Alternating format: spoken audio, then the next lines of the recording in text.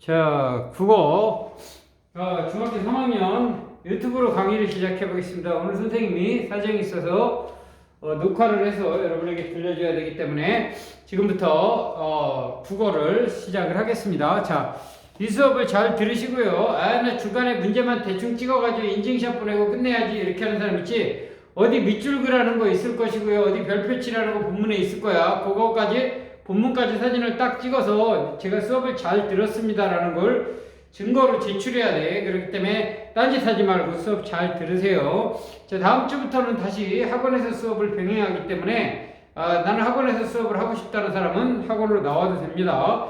자, 오늘은 몇 페이지라면 98페이지를 피세요. 98페이지. 전쟁의 잔혹함과 인정의 아름다움을 시작하겠습니다. 98페이지. 자, 중학교 3학년 98페이지. 자, 98페이지 시작하겠습니다. 자, 시작해볼게. 전쟁의 잔혹함과 인정의 아름다움. 자, 전쟁은 있잖아, 얘들아. 잠깐만, 선생님 얼굴이 여기 제대로 나오나? 여기 딱 쓰면 선생님 얼굴이 나오지? 선생님 잘생긴 얼굴이 나와야 되니까. 자, 오케이.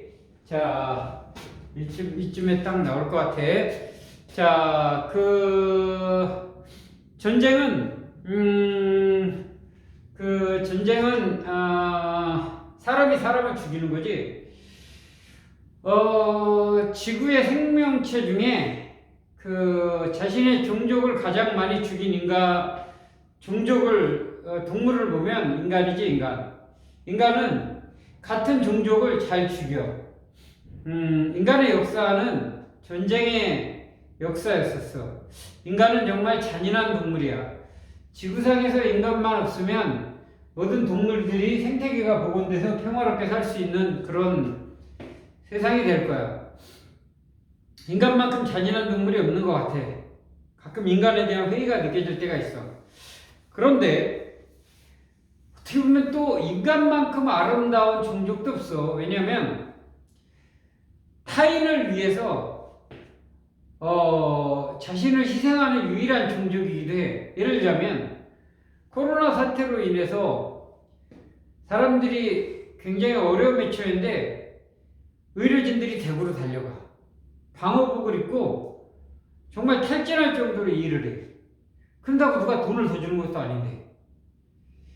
인간만이 보여주는 숭고한 이타심이야.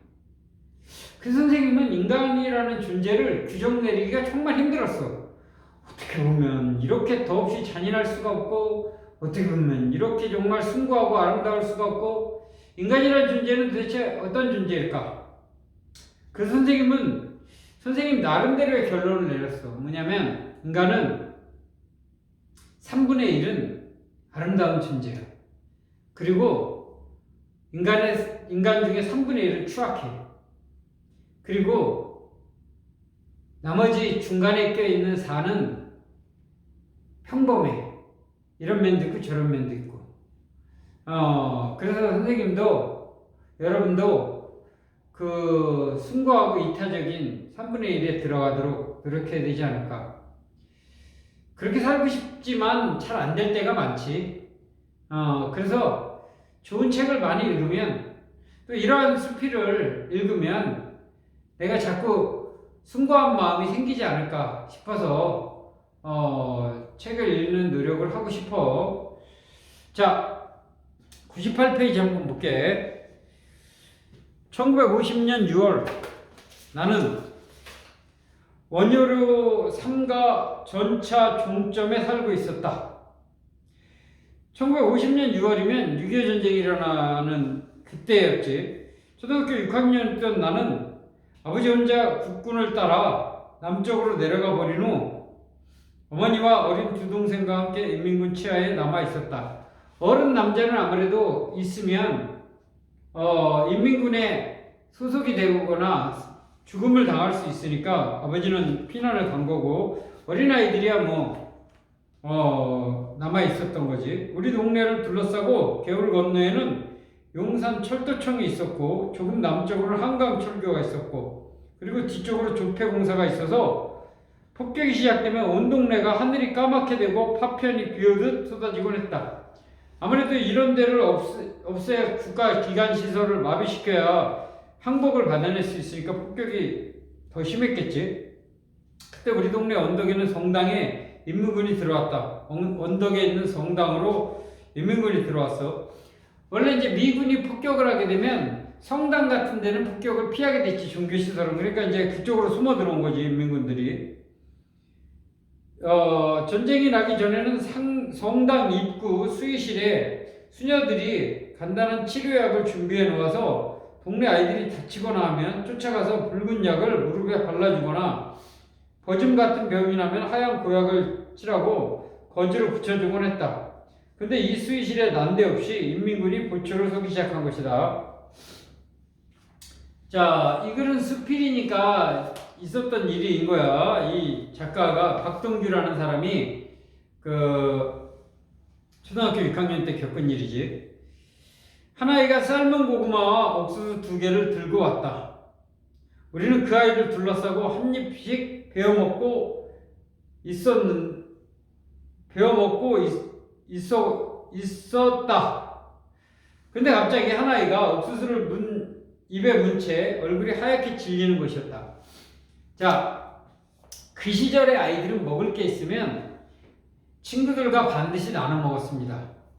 누가 시킨 것도 아닌데 우리 너무나 그걸 당연시 여겼어요. 저는 선생님이 얘기했는지 모르겠는데 아이스 깨끼가 하나 생기면 그 아이스 깨끼가 그때 고물상 아저씨들이 아이스 깨끼 통에다가 아이스 깨끼를 담아 가져와. 설탕물이지, 얼린 거.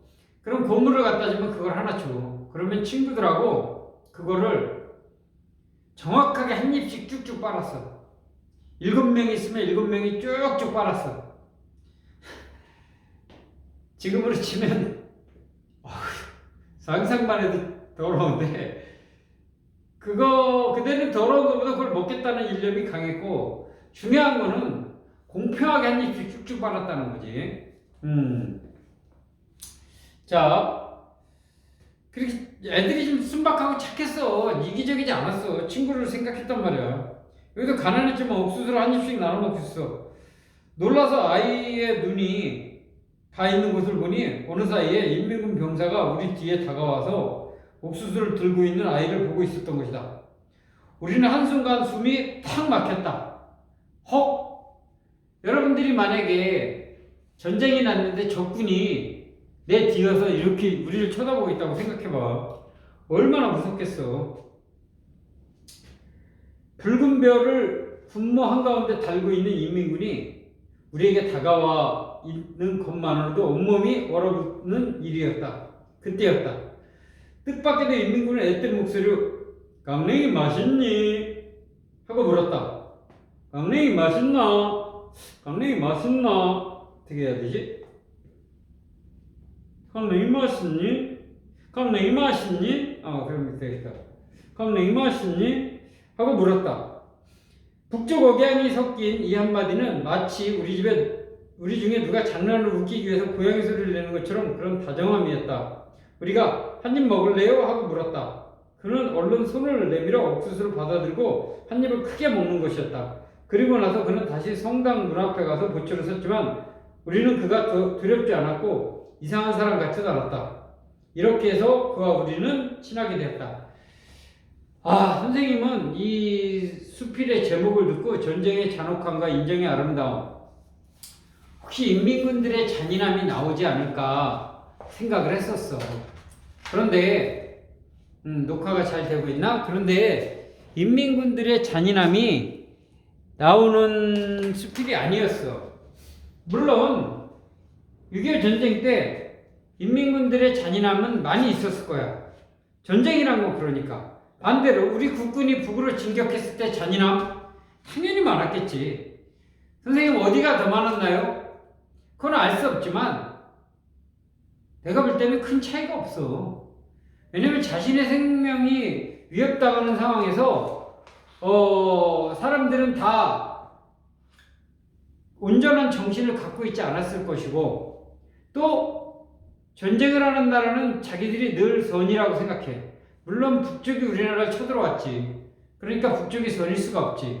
하지만 북쪽은 자신들이 쳐들어올 수밖에 없는 명분을 나름 갖고 있었다고 지들은 생각해. 왜냐면 남한은 일제로부터 해방이 안 됐다고 생각을 하고 있으니까. 친일파들이라든가 지지들이 온전히 살아 있었고 친일파들이 정권을 잡았으니까 남한은. 자기들은 독립군들이 정권을 잡았다고 생각을 했고, 그러니까 남쪽을 해방시킨다는 명분으로 내려온 거거든. 자, 어쨌거나 그런데 거기에 같이 온 인민군, 나이가 16살이야. 이 인민군이 승주랑 현수, 재원이가 또 어때? 재원이가 인민군복 입고 현수가 인민군복 입고 와가지고 보초 쓰고 있는 거야. 옥수수 먹는 거니까 자기도 한 입 먹고 싶고 이런 상태야. 그 인민군이 어떻겠냐고. 자, 다 달라. 우리가 놀다가 지쳐 운동장 옆 계단에 앉아있으면 그는 다가와 우리 틈에 끼어 앉았다. 그 인민군의 나이는 16살이었고 고향은 원산 위의 어느 바닷가 마을이었다. 그와 친해진 후 그는 우리 곁에 앉으면 엄마가 보고 싶다는 소리를 했고 옥수수가 익어가는 고향 이야기를 들려주었다. 폭격이 와서 우리 동네가 깜깜해진 어느 날 아침이었다. 한 아이가 파편에 맞아 성당 앞 광장에 쓰러졌다. 그때 보초를 서고 있던 그가 다리에 피가 흐르는 아이를 들치웠고 길 아래 병원으로 달려가서 치료를 받게 하고 다시 아이의 집까지 데려다 주었다. 그와 우리는 한패가 되었다. 자, 밑줄 봅시다. 그와 우리는 한패가 되었다. 수업을 들은 사람은 여기에 밑줄이 그어져가지고 선생님한테 보내줘야 돼. 진심으로 아이를 도와주는 아이를 인민군 형이지. 아마 얘네들은 형 이렇게 불렀을 거야. 왜냐면 초등학교 6학년은 13살이고 이 인민군 아이는 16살이니까 4살 형이니까 한패가 되었다라는 말은 그만큼 친해졌다는 뜻이겠지. 끝. 아무렇지도 않게 친구로 손을 잡아본 인민군 소년병의 추억은 지금도 아름다운 추억으로 살아있다. 다시 일선으로 가게 되어 총을 잡고 울면서 우리에게 손을 흔들던 그의 모습은 군인이 아니라 어린아이에 지나지 않았다. 아이들과 헤어지면서 울면서 그 떠났던 인민군 소년병, 그 6.25 전쟁 통해 살아있을까? 살아났을까? 그래서 그가 보고 싶어 했던 엄마의 곁으로 갔을까? 어쩌면 지금도 살아있을 수도 있지. 6.25 전쟁이 70년 전에 일어났으니까 이분이 살아있다면 86세야. 6.25 전쟁은 먼 역사의 이야기가 아닙니다. 그렇게 오래된 이야기가 아니야, 얘들아. 지금도 생존해 계신 분이 있고, 이 글을 쓴 이분도 초등학교 6학년 때지만 지금 박동규 살아 계신지 어쩐지 모르겠지만 어쨌거나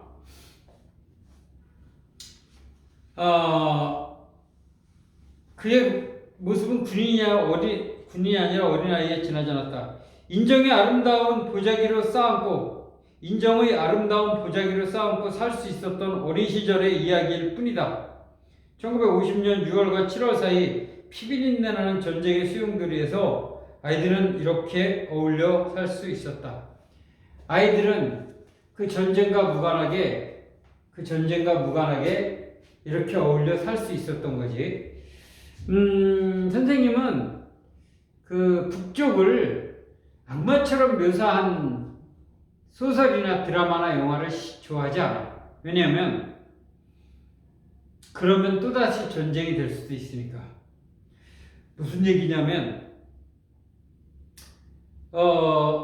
우리가 비록 남쪽에 살지만 혹은 북쪽에 살고 있는 어떤 지식인이 있다면 남쪽과 북쪽을 자신들의 관점에서만 바라본다면 그 민족은 희망이 없어.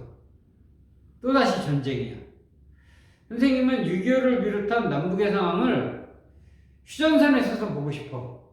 우리 민족의 관점에서 보고 싶어. 100년 후, 1000년 후 후손들이 대한민국과 북조선, 조선민주주의 인민공화국을 객관적으로 바라보겠지. 그때는 우리가 지금 고구려, 백제, 신라를 객관적으로 바라보지, 우리는 백제니까 신라가 나빴어, 고구려가 나빴어 이렇게 안 보잖아. 먼 훗날 우리 후손들이 우리를 객관적으로 바라보는 것처럼 지금도 우리를 객관적으로 바라보고 싶어. 그리고 물론 선생님은 북한의 지도자들 그 배불뜨기 새끼 김정은이 이 돼지 새끼 안 좋아해요. 인민은 배고파 다 죽어가고 있는데 지만 배 터지게 먹어가지고 배가 남산만해진 새끼. 그런데 그 속에 살고 있는 인민들 그냥 고구려 백성이야. 지금은 옛날로 치면 고구려 백성들이 무슨 죄가 있냐고. 지도자가 문제지. 그래서 박근혜나 이명박 정부처럼 고구려 백성들을 굶어 죽든 말든 상관없다라고 금강산 관람 없애버리고 개성공단 폐쇄하고 대립으로 가가지고 연평도 포격, 천안함 포격 이런 거 만드는 그런 정권 북한에 퍼준다고? 북한에 투자하는 거야. 여러분들 이명박 정권 때 천안함이라든가 연평도 북한은 왜 그런 도발을 해요? 야, 남한과 미국이 맨날 손잡고 대규모 군사훈련하는데 걔네 완전히 쫄아가지고 산업이 다 멈춰버린단 말이야. 그런 일 생기면 입장 바꿔서 한번 생각해봐. 남한은 다 죽어가고 있는데 북한이 세계 최강대국 소련하고 손잡고 핵훈련하고 막 이래봐. 남한은 어떻게 하겠어. 그거 하지 말라고 아무리 외쳐도 남한이 안 하냐? 하지? 그러니까 니네 계속하면 우리 안 참을 거야 하고 걸리는 거야. 이런 상황을 여러분들 객관적으로 알아야 되는 거야. 연평도에 포격이 하나 떨어지면 대한민국 주가가 확 떨어져. 그거 뭐 좀 쌀 좀 주고 이래가지고 살살 달래가지고 화해협력으로 가는 그 비용에 1000배가 더 든다고. 대립으로 갔을 때 우리가 손해보는 게. 현명한 국민이 돼야 되는 거야. 대립만이 살 길이 아니야. 전쟁을 피할 수 있는 방법을 찾아야지. 어쨌거나 북한 지도부는 밉지만 북한의 인민들은 불쌍하고 우리 하나의 동포고 착해. 그 사람들도 저기 여러분들 그 선생님은 최근에 봤던 그 사랑의 불시착 보면서 북한 사람들을 따뜻하게 그린 그 드라마가 혹은 이렇게 인민군 병사에게도 따뜻한 면이 있다는 이런 글이 여러분에게 우리 부모가 가졌던 생각과는 다른 생각을 갖게 하기를 간절히 원합니다. 그래서 여러분들에게는 전쟁이 아닌 평화와 화해 그리고 남북한이 서로 상생할 수 있는 같이 공존할 수 있는 그런 세상이 되기를 원합니다. 자, 그렇다면 여러분들은 지금부터 99페이지를 지금부터 다 풀어보시고요. 99페이지 선생님하고 하면 7점 돼가지고 인증샷 98페이지 밑줄 그리는 거하고 99랑 같이 보내야 돼. 99만 보내놓으면 수업 안 되는 거야. 자, 99도 지금부터 푸세요.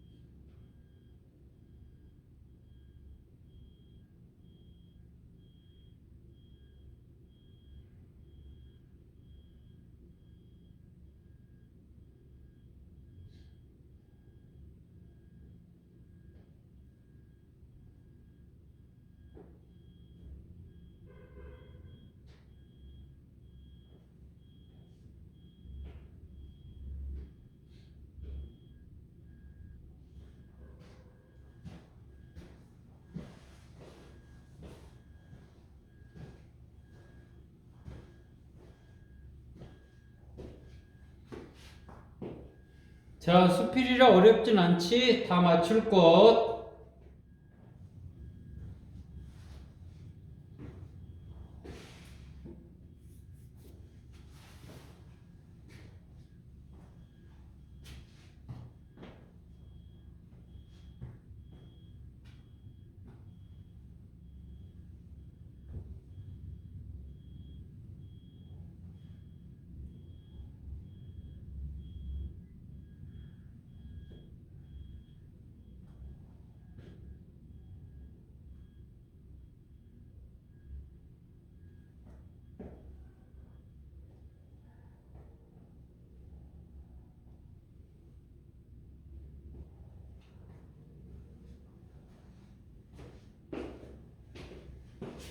자, 맞춰볼게. 다 못 푼 사람 있을 거야. 다 못 푼 사람 있을 텐데, 그냥 들으세요. 1번부터. 자, 1번 봐. 이 글에 대한 설명으로 적절하지 않은 것은, 자, 이거 수필이지. 그러니까 1번. 글쓴이가 실제 경험한 내용을 바탕으로 하고 있다. 맞고요.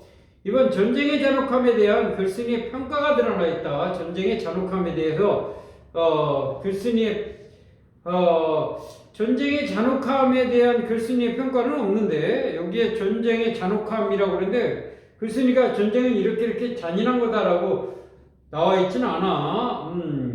뭐 중간에 아이가 다친 장면이 나오지만, 그건 그냥 다쳤다 정도지 잔혹함이 구체적으로 설명되고 있지는 않아. 2번, 글쓴이에 대한 평가는 더더군다나 없어. 50년대고요. 6.25 전쟁에서 만난 인민군 명사 처음엔 어색했지만 서로 친해졌고요. 2번, 이 글에 반영된 당시 사회의 모습을 추측한 내용으로 바르지 않은 것은 전차가 중요한 수단 중에 하나였고요. 아이들이 전쟁 중에 함께 모여서 놀았어. 애들은 모이면 노는 거야. 16살이면 어른 취급을 받아 어른과 같은 일을 했다? 어른 취급을 받은 건 아니지. 전쟁통이었기 때문에 끌려온 소년병인 거지. 자, 전쟁이라는 상황 때문에 그랬다는 거야. 그래서 3번 틀렸습니다. 3번, 아이들과 인민군이 완전한 친구가 되었음을 표현한 거. 아까 선생님 밑줄을 가는 거. 우리는 한패가 되었다. 한패. 4번, 이 글에 나타난 아이들의 삶과 오늘날 우리의 삶을 비교하여 감상한 내용으로 적절하지 않은 것은. 자, 정답은 5번. 현재와 마찬가지로 과거에도 장소의 구애를 받지 않고 멀리 떨어져 있는 사람과 얼마든지 쉽게 친구가 돼. 야, 어떻게 과거에 멀리 떨어져 있는 사람과 친구가 되냐? 가까이 있었으니까 친구가 된 거지. 오늘날이야 SNS 같은 게 있으니까 멀리 떨어진 친구하고도 친구가 되냐면 말이 안 되는 거지. 자, 5번. 기억과 니은에 나타난 아이들의 심리 변화로 알맞는 것은. 기억과 니은, 기억이 어디 갔냐면, 우리는 한순간에 숨이 탁 막혔다. 와, 니은. 우리는 그가 두렵지 않았고 이상한 사람 같지도 않았다. 라는 건 뭐냐면, 처음에는 허걱 했다가 점점 지내보니까 그냥 똑같은 사람이었어. 무섭지 않아. 자, 그래서 3번입니다. 됐죠? 자, 그 다음에 몇 페이지냐면 102페이지를 펴볼게요. 102페이지. 102페이지만 하고 끝낼게. 자, 설명하는 걸 우리는 문학 4개와 문학이 아닌 비문학 2개를 배우지. 그 비문학 중에 설명문과 논설문이 있지. 그 중에 오늘은 설명문에 대해서 공부해 볼 거야. 설명하는 글은 모르는 정보를 전달해 주는 글이야. 여러분이 갖고 있는 교과서 같은 글이 설명문이지. 자, 정보를 전달해 주는 글인데 자신의 주관적인 생각을 막 넣어가지고 정보를 전달해 주면 되겠어? 안 되는 거지. 객관적인 누구나 다 인정하는 사실만을 이야기해야 되겠지. 설명하는 글의 개념, 어떤 사물의 이치나 현상, 밑줄. 여기도 찍어서 인증샷 보내세요. 어떤 사물의 이치나 현상, 지식 등에 대한 글쓴이가 알고 있는 것을 읽는 이가 쉽게 이해할 수 있도록 풀어서 쓴 객관적인 글이다. 지금 선생님이 수업하는 것도 만약에 글로 표현하면 일종의 설명문이 되겠지. 여러분이 핸드폰 사가지고 딸려오는 설명서도 일종의 설명문인 거야.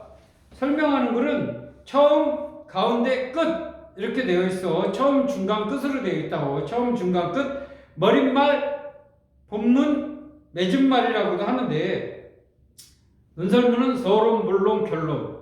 설명문은 처음, 중간, 끝. 자, 처음에는 설명문에서 뭐래? 내가 뭘 설명할 건지, 내가 이걸 왜 설명하는 건지, 설명하는 것에 대한 대상, 글을 쓰는 이유, 동기, 읽는 이에게 흥미를 유발할 수 있는 내용, 뭐 이런 것들을 시작을 한 다음에 가운데 부분, 중간 부분에서 뭘 하겠어? 본격적으로 설명하겠지. 설명 방법을 여러 가지 써서 뭐 예시를 든거나 비교를 든거나 대조를 하거나 분류, 분석, 구분, 인과, 서사, 과정, 기타 등등 이런 걸 들어서 설명하겠지. 끝부분. 가운데 부분에서 설명한 내용을 요약, 정리하고 마무리합니다. 앞으로의 과제나 읽는 이에 대한 당부도 제시합니다. 자, 문제 해결 과정으로서의 읽기의 특징. 글을 읽고 의미를 구성하는 과정에서 만나는 문제. 자, 글을 읽을 때 모르는 단어가 나와. 그럼 어떡할래요, 여러분들? 모르는 단어가 나오면 앞뒤 문맥에서 내가 유추해서 그걸 해석해보는 훈련도 필요해. 왜냐면 여러분들이 시험 볼 때 모르는 단어 나오면 그때 사전 찾아보거나 인터넷 뒤져볼 수 없잖아. 물론 이제 평소에는 그래도 모르겠으면 찾아봐야겠지. 문장의 의미가 애매하거나 모호한 경우가 있어. 직접 드러나지 않은 주제나 중심 생각을 추론해내야 되는 경우도 있고, 글쓴이의 주장이 합리적이고 타당한지에 관해서도 판단해 봐야겠지. 자, 문제 해결. 글에 나타난 정보를 단서로 읽는 이의 배경 지식을 활용해서, 선생님 말했지, 앞뒤 문맥을 통해서 해석해보거나 내가 갖고 있는 배경 지식을 통해서 해석하거나 사전, 인터넷, 책 등 적절한 자료를 찾아가며 읽어야 되고요. 자, 별표. 이거 별표 친구 인증샷 보내야 돼. 인증 과정을 점검하고 조정하며 읽기. 여기서 시험 문제 다 나옵니다. 자, 읽기 전에는 내가 무엇을 하면서 예측을 하고 해야 되는가? 어떤 행동을 해야 되는가? 읽는 중에는, 읽은 후에는. 자, 읽기 전에 자신의 읽기 목적을 점검하고 이에 맞는 글을 선정한다. 이게 무슨 소리냐면, 내가 이 글을 읽는 목적이 뭐냐? 가끔 선생님 직업에 대해서 소개한 책 좀 있으면 주세요. 이렇게 말을 하는 애가, 왜? 그럼 그냥 생각 좀 해보려고요. 이런 애가 있고, 수행평가로 뭐 알아오래요. 이게 목적이 다른 거야. 수행평가는 내가 과제물을 제시하기 위해서 읽어야 되는 거고, 그냥 내가 심심해서 읽는 거, 이런 목적에 따라 읽는 방법이 달라. 내가 그냥 심심해서 읽는 건 침대에 누워서 베개에 누워서 이렇게 책 넘겨가며 읽을 수도 있지만, 수행평가는 그렇게 할 수 있는 게 아니잖아. 그러니까 내가 읽는 목적을 먼저 생각해야 돼. 읽기 전에 자신의 읽기 수준을 점검하고, 읽기 전에 대학생들이 읽는 걸 여러분이 읽겠다 그러면 안 되잖아. 혹은 초등학생이 읽는 걸 여러분이 읽겠다 그러면 안 되는 거야. 읽기 전에는 나의 읽기 수준을 점검해 봐야 되는 거지. 자, 읽는 중요합니다. 글을 읽는 목적을 확인하가며 읽어야 돼. 나 이거 시험 준비를 하기 위해서야. 이런 거 생각하면서 읽어야 된다고요. 사전을 찾아 모르는 단어를 글 읽는 중에, 읽기 전에 사전 찾을 거야. 읽어봐야 모르는 단어도 있는지 알 거 아니야. 참고 자료를 찾아 관련 분야에 대해서 이해를 넓히게 참고 자료도 찾아보고, 글의 내용을 이해하고 있는지 스스로 질문해 가면서 읽어보고, 이해가 되지 않는 부분은 다시 읽거나 앞뒤 맥락, 문맥을 통해서 의미를 파악해야 돼. 자, 이렇게 다 읽었으면 읽은 후 표나 그림을 활용하여 글의 내용을 정리하고 글의 중심 내용을 파악해야 돼. 내가 읽은 내용을 그림으로도 그려보거나 표로 만들어보거나 그러라고. 더 알고 싶은 내용이 있는지 참고 자료를 찾아봅니다. 내가 여기에 대해서 읽었는데, 예를 들어서 재원이가 곤충에 대해서 읽었는데 또 나름 이 곤충에 대해서 다른 호기심이 생겨. 그럼 또 참고 자료 다른 거 찾아보면 되겠지. 자, 오른쪽 꼼꼼 확인 문제. 꼼꼼 확인 문제 4문제 풀고 끝내겠습니다. 4문제 지금부터 풀어보세요.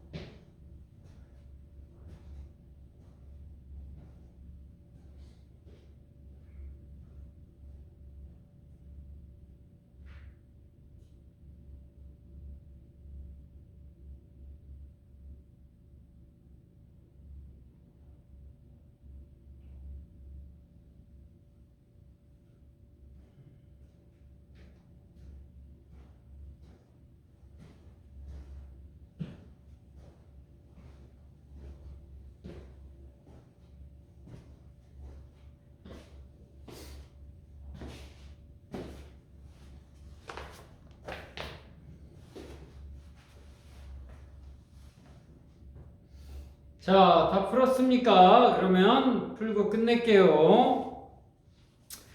그 위에 꼼꼼 확인 문제, 그 위에 사실성, 객관성, 체계성, 평이성, 명료성이란 말이지. 설명하는 글은 사실을 적어야 된다는 거고, 객관적, 누구나 인정하는 사실을 적어야 된다는 거고, 체계성, 처음, 중간, 끝으로 되어 있어야 된다는 거고, 평이성 쉽게 설명해야 된다고. 설명문인데 어렵게 말해가지고 못 알아들으면 그 설명문서 가치가 없는 거지. 그 다음에 명료성, 뭘 설명하는지 뜻이 분명하게 표현돼야 돼. 자, 1번.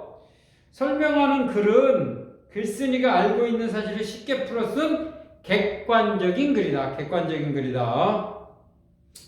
2번. 설명하는 글에서 앞으로의 과제나 읽는 이에 대한 당부가 제시되는 부분은 처음이야, 중간이야, 끝이야. 앞으로의 과제, 이 설명을 다 듣고 여러분이 해야 될 과제 같은 거, 뭔가 해야 되는지, 또 앞으로 이런 걸 좀 조심해 좋겠어요. 당부가 제시되는 거, 끝부분이지. 자, 3번. 문제 해결 과정으로서의 읽기란 글을 읽고 의미를 구성하는 중에 만나는 다양한 문제들을 읽는 이의 배경 지식을 활용해서 해결하는 걸 말해. 문제 해결 과정에서 읽기란 글을 읽는 과정에서 만나는 문제들을 배경 지식을 활용해서 해결하는 겁니다. 그래서 배경 지식이 많은 사람, 평소에 독서를 많이 해서 배경 지식이 많은 사람은 어떤 문제 해결 과정을 원만하게 해나갈 수 있는 거지. 왜? 배경 지식이 많으니까. 자, 4번. 읽기 과정을 점검하고 조정하며 읽을 때 표나 그림을 활용하면 기억이 오래 가겠지. 그거는 다 읽고 난 다음에 그 내용을 갖고 내가 만드는 거지. 그러니까 읽기 전이 아니라 읽은 후가 되겠지. 자, 여러분들은 원장님한테 오늘 1교시가 끝나면 요거 수업 약간 일찍 끝내줬으니까 다 듣는 대로 인증샷을 102페이지도 찍고요. 98페이지, 99페이지 이 세 개를 다 인증샷을 찍어가지고 원장님한테 보내줘야 됩니다. 자, 수고 많이 하셨고요. 다음 주에 학원에서 볼 사람은 학원에서 보고 집에서 할 사람은 집에서 하시면 됩니다. 끝!